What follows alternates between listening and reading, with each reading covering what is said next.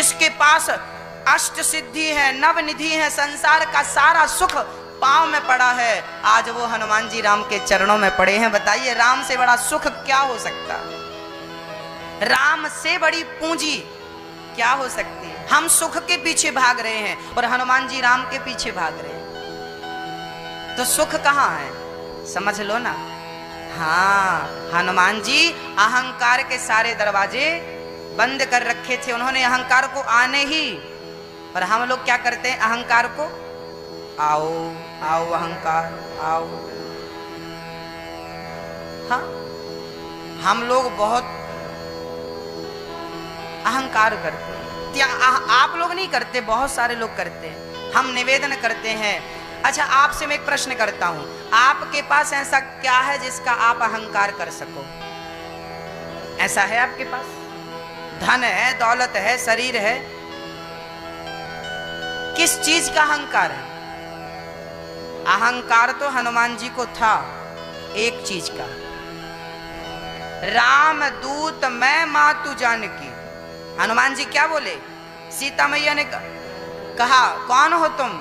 राम दूत मैं कौन हूं? मैं अहंकार से कहता हूं, मैं गर्व से कहता हूं कि मैं राम के चरणों का पुजारी हूं, राम के चरणों का दास हूं, मैं राधा नाम का पुजारी हूं, मैं कृष्ण नाम का पुजारी। अहंकार हो हाँ, पर भक्ति का अहंकार ना हो जाए जरूरत से ज्यादा, नहीं वो भी पतन का कारण है। भक्ति करना अच्छा है पर अहंकार उसमें भी नहीं जुड़ना चाहिए।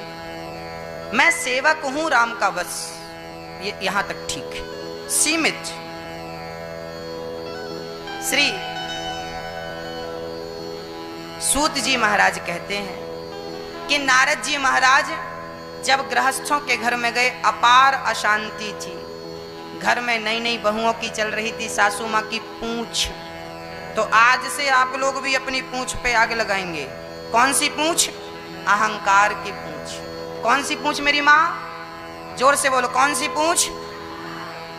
अहंकार की पूंछ में आग लगा दीजिए, नष्ट कर दीजिए अपने अंदर के अहंकार को। श्री नारद जी महाराज ने कहा मैं समस्त तीर्थों में गया, शांति नहीं मिली। आजकल संबंध नहीं होते, आजकल तो सौदे होते हैं, पति पत्नी में झगड़ा चलता रहता, शादी विवाह में दहेज की डिमांड होती है। ये बड़े दुखद समाचार नारद जी ने सुनाए। नारद जी बोले तब मैं सारे तीर्थों का भ्रमण करता हुआ वृंदावन आया। नारद जी भी वृंदावन आए और जब यहाँ आए तो यहाँ देखा कि एक 16 साल की कन्या लेटी थी, एक बूढ़ा बाजू में सो रहा था, एक बूढ़ा इस तरफ सो रहा था। बूढ़ी बूढ़ी स्त्रियां पंखा झलका रही थीं। नारद जी बोले यहाँ तो स्त्रियों का मेला है, मुझ संत का क्या काम?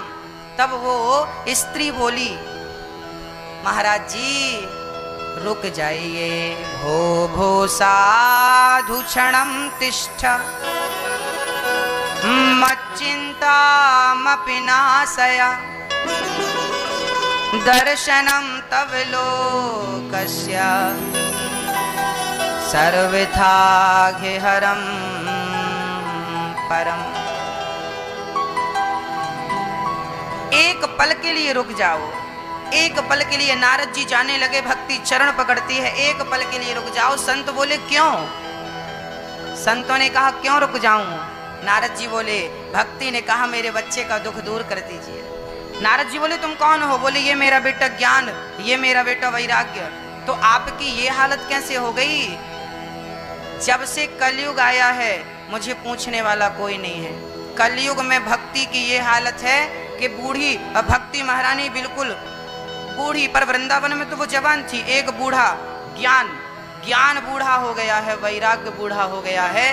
कलयुग में ज्ञान वैराग्य को पूछने वाला कोई नहीं है, भक्ति को पूछने वाले फिर भी लोग हैं। नारद जी से भक्ति ने कहा कि मेरे बच्चों का आए हैं आप तो दुख दूर कर जाइए। नारद जी ने गीता का पाठ सुनाया, मूर्छा दूर हुई, पुनः बूढ़े हो गए, पुनः मूर्छित हो गए। तब आकाशवाणी हुई, नारद जी सत्कर्म करो। और जब सत्कर्म करने का आकाशवाणी नारद जी ने सुनी, अब वो समझ नहीं पाए कि सत्कर्म क्या है। जानते सब थे पर भक्तों की महिमा जो बढ़ानी थी। बड़े बड़े साधुओं के पास नारद जी ने जाकर पूछा, भैया ये सत्कर्म क्या होता है? कोई जवाब दे ना पाया। तब बद्रीनाथ में 4 संत मिल गए, सनक, सनंदन, सनातन, सनत कुमार। इन चारों ने कहा कि भागवत श्रवण करा दो ज्ञान वैराग्य भक्ति को, अपने आप भागवत सुन करके इनका तमाम दुख दूर हो जाएगा, कष्ट दूर हो जाएगा।